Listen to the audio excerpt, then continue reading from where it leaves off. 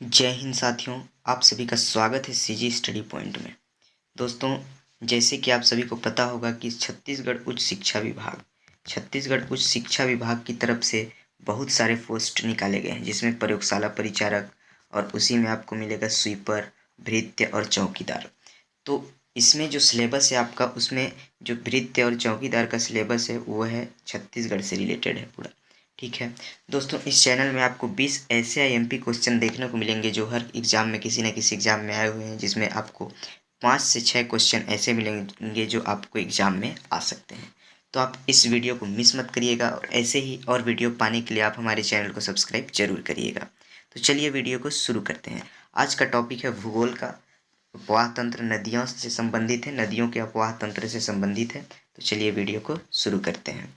माड़ और महानदी के संगम पर कौन सा धार्मिक स्थल है? माड़ और महानदी के संगम पर कौन सा धार्मिक स्थल है? ठीक है, option A Dindeshwari Devi, option B Angarmoti, option C Chandrahasini Devi, option D Mahamayavan. तो इसका सही आंसर क्या हो जाएगा दोस्तों? Option C Chandrahasini Devi. चंद्रहासिनी देवी किसके संगम पर है? माड़ और महानदी के संगम पर।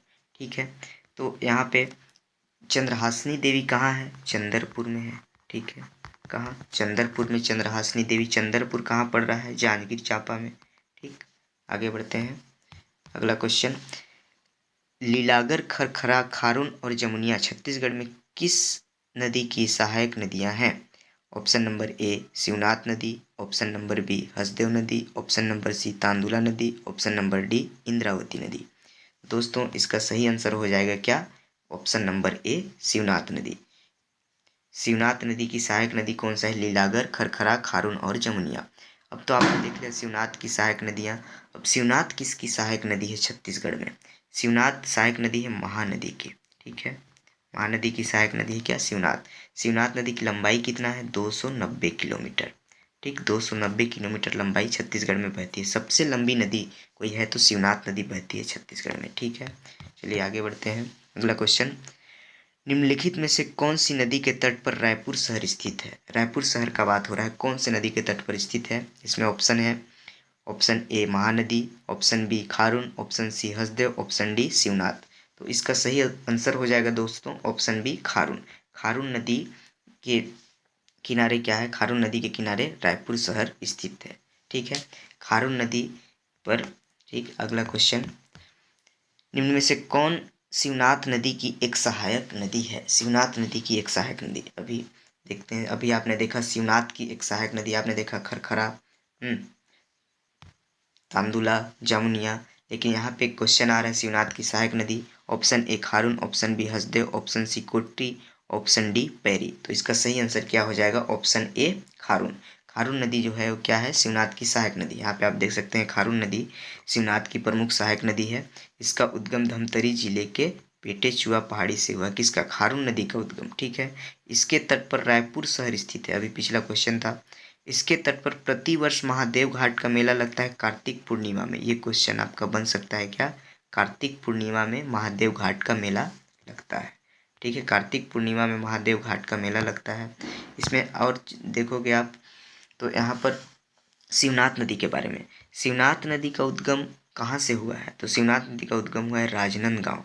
राजनांदगांव के कहाँ? पाना बरस पहाड़ी से। ठीक, पाना बरस पहाड़ी से, बाकी तो मैं बता ही दिया था।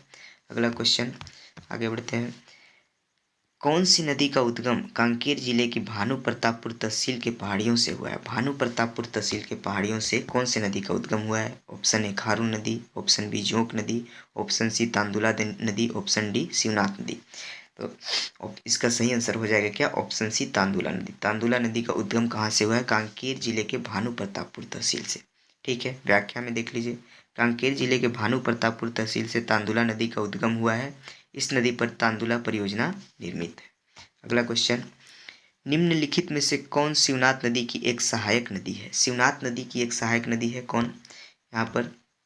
ठीक, यहाँ पर तो देख ही लिए क्वेश्चन रिपीट हो गया। आंसर क्या हो जाएगा इसका? खारून नदी। ठीक है, आगे बढ़ते हैं।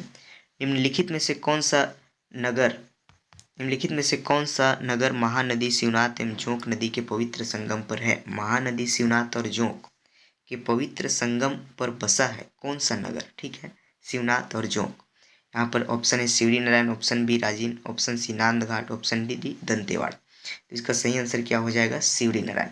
देखिए इसका याद करने का एक ट्रिक, छोटा सा ट्रिक मैं बताता हूँ क्या है। शिवरी नारायण, शिवरी नारायण पर कौन कौन सी नदियों का संगम है? तो देखिएगा शिव भगवान है यहाँ पे, शिव भगवान को क्या पकड़ लिया? जोंक। ठीक है, शिव भगवान को जोंक, और शिवनाथ हो गया, और फिर महानदी हो गया। ठीक, तो महानदी, शिवनाथ और जोंक शिवरी नारायण का हो गया। ठीक, अगला क्वेश्चन, छत्तीसगढ़ का शहर जहाँ 3 नदियों का संगम है। फिर से आ गया 3 नदियों का संगम। अभी आपने देखा शिवरी नारायण, लेकिन इसमें शिवरी नारायण ऑप्शन दिख नहीं रहा है। तो देखते हैं इसमें क्या है। Option A Arang, option B Rajnandgaon, option C Surguja, option D Rajim, option E Sirpur. तो इसका सही आंसर हो जाएगा दोस्तों ऑप्शन डी राजिम। ठीक है, राजिम में कितने नदियों का संगम है? 3 नदियों का। अच्छा ठीक है, 3 नदियों का संगम तो है, लेकिन वो कौन कौन सी नदियाँ हैं? ठीक, वो कौन कौन सी 3 नदियाँ हैं जिनका संगम है? ठीक है, राजिम में तो एक है SP, लिखो SPM, MSP लिख लो। सबसे अच्छा क्या हो जाएगा? MSP धान वाला। ठीक, ए से महानदी, म से, S से सोंढूर, और P से पैरी। ठीक, तो महानदी, सोंढूर और पैरी का संगम कहाँ पे मिल रहा है? राजिम में। ये क्या है? त्रिवेणी संगम है। ठीक है, अगला क्वेश्चन, महानदी शिवनाथ के दोआब निम्न में से किन जिलों के मध्य में स्थित है? महानदी शिवनाथ के दोआब निम्नलिखित में से किन जिलों के मध्य में स्थित है? दोआब क्या होता है अभी मैं आपको बताऊंगा। ठीक, option A Durg Rajnandgaon, option B Rajnandgaon Balod, option C Raipur Durg, option D Raipur Mahasamund, option E इनमें से कोई नहीं। ठीक, तो इसका सही आंसर क्या हो जाएगा? ऑप्शन सी रायपुर दुर्ग। महानदी शिवनाथ का जो दोआब क्षेत्र है वो किन जिलों के मध्य में स्थित है? तो रायपुर और दुर्ग। अच्छा, तो दोआब क्या होता है? जैसे मान लीजिए क्या है, एक छत्तीसगढ़ है। ठीक है, तो यहाँ से छत्तीसगढ़ के धमतरी जिले से यहाँ से एक नदी निकल रही है, महानदी, और ऐसे आगे बढ़ते हुए जाके बंगाल की खाड़ी में मिल जा रही है। और शिवनाथ नदी राजनांदगांव से निकल रही है और यहाँ से ऐसे इधर से आ रही है। तो ये जो क्षेत्र है, ये वाला क्षेत्र, थोड़ा बड़ा करके बताते हैं इसको। ठीक है, बड़ा करके, यहाँ से जैसे मैं बताया अभी, ये छत्तीसगढ़ का है, यहाँ से निकल रही है नदी, यहाँ से ऐसे करके जाएगी, ये महानदी है। ठीक, और महानदी में कौन सी नदी आके मिल रही है? ये वाला नदी है, ये शिवनाथ नदी। तो ये वाला जो क्षेत्र बन रहा है, ये वाला क्षेत्र, ये क्षेत्र क्या है? यही है दोआब, बोलते हैं इसको दोआब। तो यही वाला जो क्षेत्र है पूरा महानदी शिवनाथ का दोआब है, रायपुर दुर्ग का दोआब है। ठीक है, आगे चलिए, अगला क्वेश्चन, छत्तीसगढ़ में महानदी अपवाह तंत्र का ढाल किस ओर है? क्या बोल रहा है? महानदी अपवाह तंत्र का ढाल किस ओर?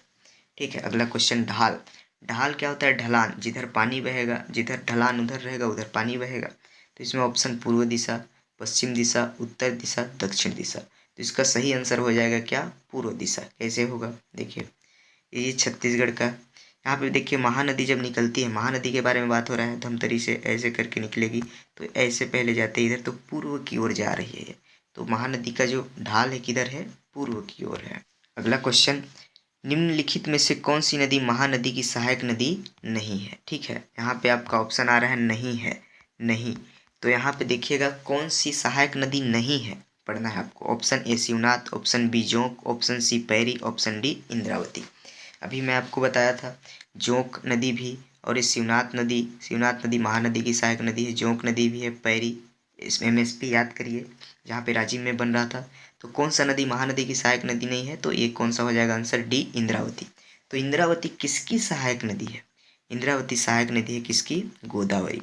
गोदावरी अपवाह तंत्र की जो प्रमुख नदी है वो कौन सी है? इंद्रावती। अच्छा ठीक है, इंद्रावती का बात हो रहा है यहाँ पे। तो इंद्रावती की लंबाई कितनी है? इंद्रावती की लंबाई आपको मिलेगी 264 किलोमीटर। कहाँ बहती है? बस्तर क्षेत्र में। कौन से क्षेत्र में बहती है? बस्तर क्षेत्र में। बस्तर की जो प्रमुख नदी है वो इंद्रावती नदी है। ठीक है, चलिए आगे बढ़ते हैं। अगला क्वेश्चन, माडम सिल्ली बांध सिलियारी नदी पर स्थित है, जो निम्नलिखित में से किस नदी की सहायक नदी है? फिर से आ गया सहायक नदी के बारे में। सहायक नदी, option A Mahanadi, option B Indravati, option C Shivnath, option D Hasdeo. Madamsilli बांध सिलियारी नदी पर स्थित है, जो निम्न में से किस नदी की सहायक नदी है? तो इसका सही आंसर हो जाएगा क्या? महानदी। ठीक है, माडम सिल्ली बांध जो है सिलियारी नदी पर स्थित है। सिलियारी नदी कहाँ पर बहती है? धमतरी में। कहाँ पर? धमतरी में है। और ये माडम सिल्ली बांध जो है क्या है? ये एक साइफन बांध इसको बोलते हैं। क्या बांध बोलते हैं इसको? एक साइफन बांध है। माडम सिल्ली बांध जो है एक साइफन बांध। ठीक है, आगे बढ़ते हैं।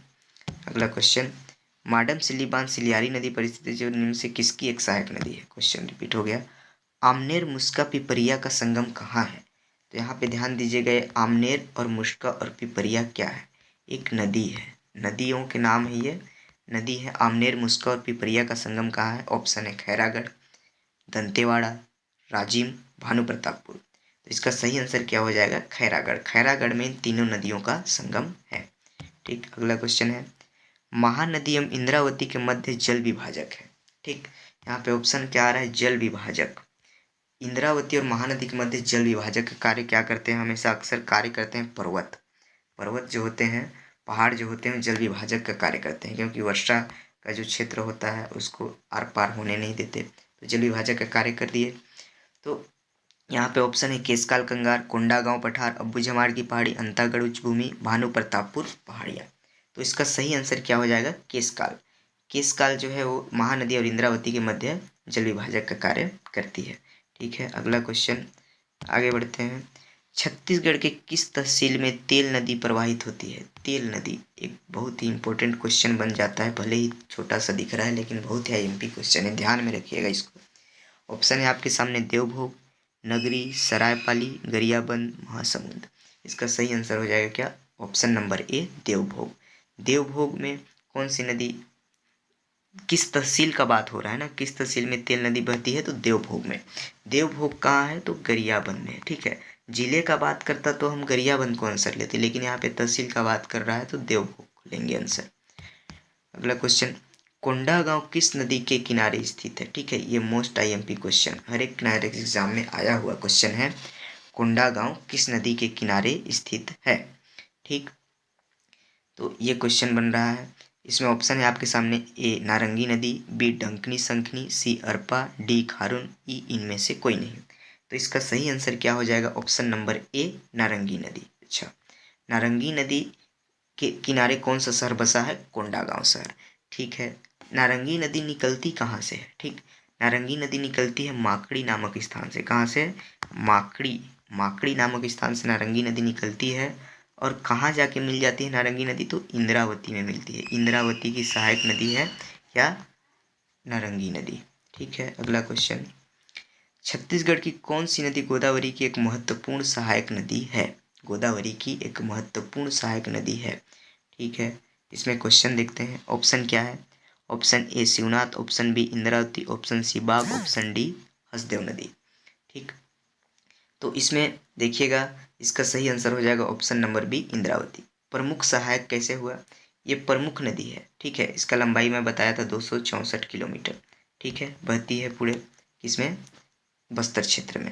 और ये किसमें मिल रही है, गोदावरी में जाके। निकलती कहाँ से, इंद्रावती नदी, तो इंद्रावती नदी उड़ीसा से निकलती है। उड़ीसा के कालाहांडी से, कालाहांडी नामक स्थान से निकलेगी, कालाहांडी नामक स्थान से निकलेगी उड़ीसा के।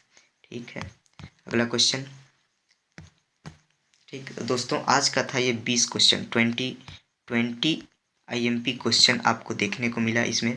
ठीक है, तो ध्यान रखिएगा, अगर आपको वीडियो अच्छा लगा होगा तो चैनल को सब्सक्राइब जरूर करिएगा और साथ में बेल आइकन को भी प्रेस कर लीजिएगा और वीडियो को अपने दोस्तों को भी शेयर करिएगा। ऐसे ही 20 क्वेश्चन हर एक टॉपिक से मैं लेकर के आता रहूँगा आप सभी के लिए, जिससे आपका अच्छे से प्रिपेयर हो सके। ठीक है, तो मिलते हैं अगले वीडियो में, धन्यवाद।